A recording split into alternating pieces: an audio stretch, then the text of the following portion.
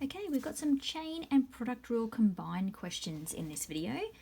So we'll start with by saying y is equal to u times v because we've got a product rule. So then we'll put over to the side our u is equal to x minus 1 squared. I'm going to leave a bit of a gap here because I'm going to have to do something with that. And then down here I've got my v is equal to 2x plus 3 and my v dash is equal to 2. Now in this little section over here, I'm just going to work with my u to work out the derivative there. So what I'm going to do is change my u, my bracket here, to an a and make it a squared.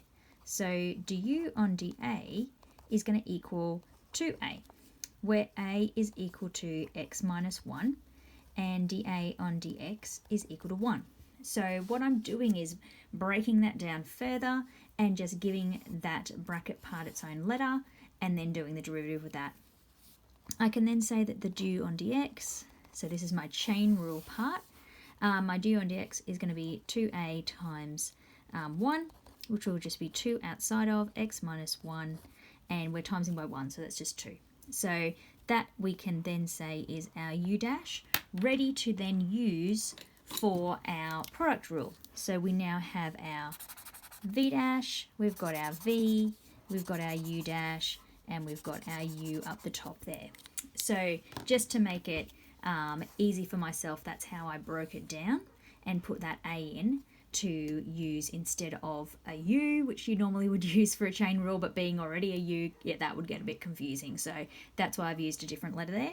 Now I can bring that all back together and write my y is equal to u dash v plus v dash u and start putting that in. So my u dash is 2 outside of x plus x take 1, and my v is 2x plus 3, and then I'm adding to that my v dash, which is 2 outside of my u, which was x minus 1 squared. So I'm just going to bring that down where I've got a bit more space.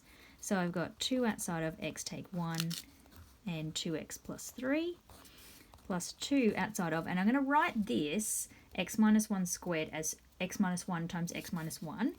You'll see why in a second.